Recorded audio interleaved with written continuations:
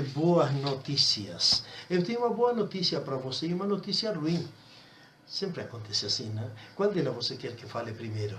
Normalmente o pessoal diz, me fala ruim, porque a boa deixa para amolecer um pouco o meu coração no fim. Então vou falar da ruim primeiro. Eu tenho que dizer para vocês, meus amigos, lamentavelmente algum vai ficar triste, algum vai ficar zangado comigo e até algum provavelmente poderá questionar o que eu falo, mas se você analisa com seriedade e responsabilidade o texto, vai entender o que eu vou falar. Amigos, este texto de Atos 16:31 que diz: crê no Senhor Jesus Cristo e serás salvo tu e a tua casa, não esconde nenhum tipo de mágica ou de promessa incondicional, como frequentemente estamos acostumados a ouvir.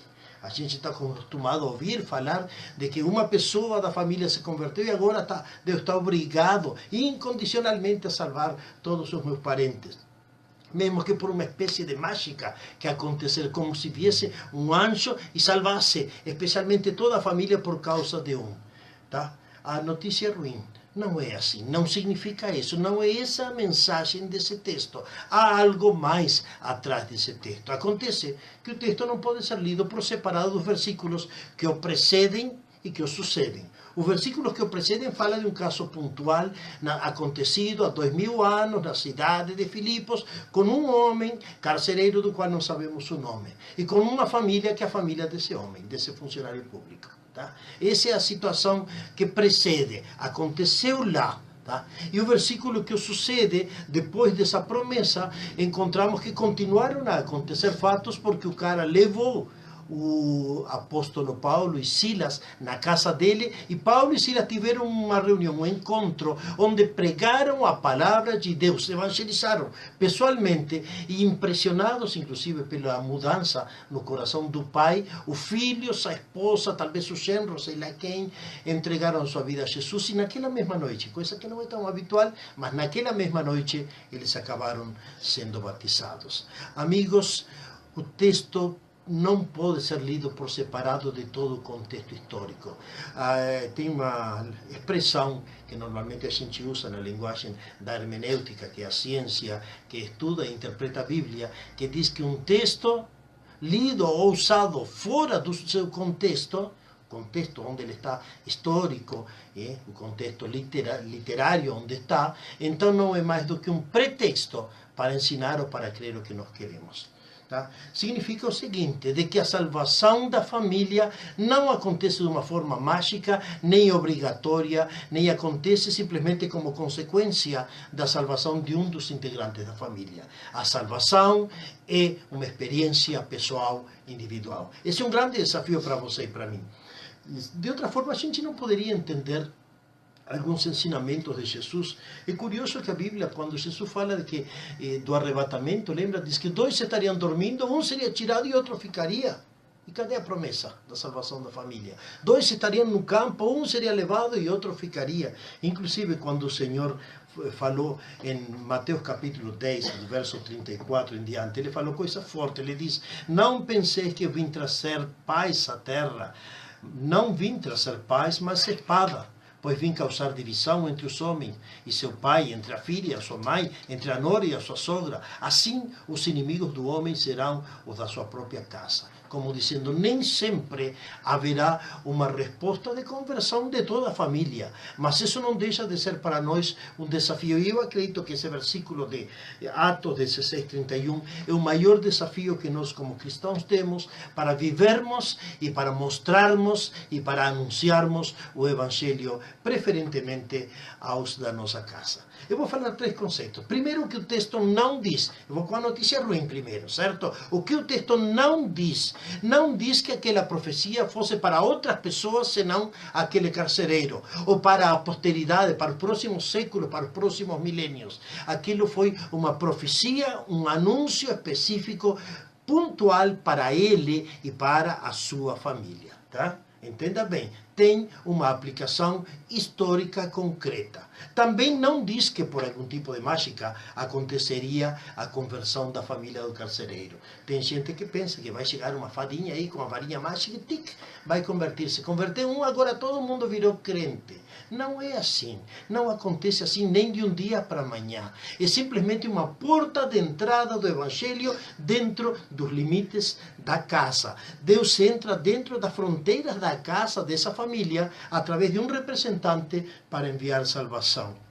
Também aí não diz que a conversão é uma experiência coletiva ou familiar. Às vezes a gente assiste nos filmes, certo? Aqueles filmes nas tribos, nas aldeias indígenas, lá na África, ou sei lá, onde o chefe, o cacique, se converte e então ele decreta que todo mundo seja convertido e todos se batizam porque se batizou o cacique. São casos pontuais, com alcance cultural muito específico, que pode ser real, genuíno dentro do coração das pessoas, porque o Espírito de Deus age como Ele quer. Deus pode transformar todos ao mesmo tempo, como é simplesmente uma manifestação cultural de respeito a o seu chefe, seu diretor, seu líder tribal, entende? Ou seja, a conversão é uma experiência, não é uma experiência coletiva ou familiar, senão que é uma experiência individual. Cada um precisa, de alguma forma, ter essa experiência, seja de uma maneira, seja de outra, ter essa experiência. Finalmente, o que a conversão não é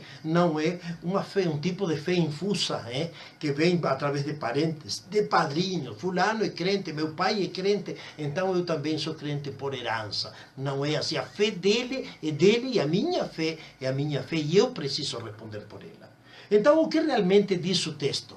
Segundo conceito, vou destacar o que realmente diz. O que realmente diz é que não há nada que humanamente possa ser feito para ser salvo. Vamos analisar esse versículo tão conhecido. O que falou? Qual foi a resposta de Paulo?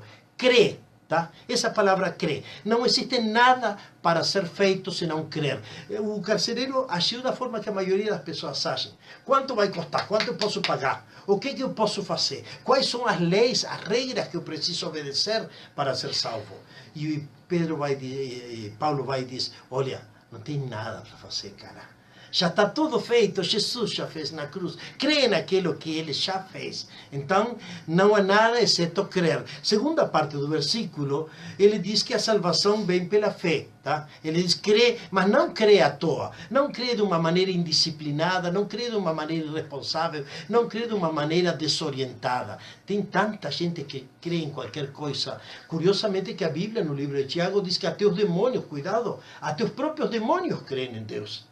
Crer não significa apenas crer, significa focar, orientar, mirar, apontar a nossa crença no objeto certo e na obra certa, que é na pessoa de Jesus Cristo e na obra de Jesus Cristo. Então, crê no Senhor Jesus Cristo para ser salvo. E só aí então Paulo apresenta a sua palavra profética sobre a salvação da família do carcereiro. Serás salvo tu e serás abençoado, porque eu digo em nome do Senhor de que também a tua casa será salvo. Talvez o Espírito Santo revelou para Paulo, talvez foi uma revelação especial, talvez Paulo sentiu no seu coração que a consequência da conversão dele seria aquela revolução na família dele, mas foi para ele, entende? Só aí chegou a palavra profética. Essa palavra profética pode ser também a tua palavra profética. Não necessariamente é uma profecia lançada para você, mas o alcance dessa revelação progressiva pode encorajar vocês, como Deus dizendo para você, na medida em que eu crer em Jesus Cristo, eu sei que Deus vai transformar a minha vida. Então, eu mostrei os dois aspectos de coisas que não são. O que realmente deve ser e o que realmente não podemos crer de maneira errada. O que podemos esperar, então, a partir desse texto? O que podemos esperar? O primeiro, eu vou dizer, Romanos capítulo 14, menciona que na própria Bíblia, não? Cada um de nós dará a Deus conta de si. Ou seja, nós somos responsáveis perante o Senhor individualmente. Não existe aquilo de salvação coletiva, não existe aquilo de que uns responderão por os outros. Os pais pelos pais e os filhos pelos filhos, diz a Bíblia. O que podemos esperar deste texto? Que assim como aconteceu com o carcereiro, há esperança de salvação para a minha família, para a tua família. Existe esperança, sim, Senhor. Deus pode salvar a tua família, como aconteceu com a família do carcereiro. Mas não esqueça do verso 32. Não aconteceu magicamente. Foi por causa da pregação e do impacto da experiência de salvação do próprio pai. O pai de família se salvou e ele fez o primeiro ato de evangelismo. Levou os apóstolos, o apóstolo Paulo e Silas, na sua casa. Segundo ato, deixou que eles falassem e que pregassem a palavra. Depois deu comida para eles e curou as suas feridas, mostrando carinho, mostrando uma mudança de atitude. Ele era um homem rude, um homem duro, mas mostrou um arrependimento. Todas essas coisas são passos que você precisa dar para a salvação da sua família. É como se Deus tirasse parte desse fardo da salvação que você solta nas mãos dele, dizendo, se vira para salvar a minha família. E Deus diz, não.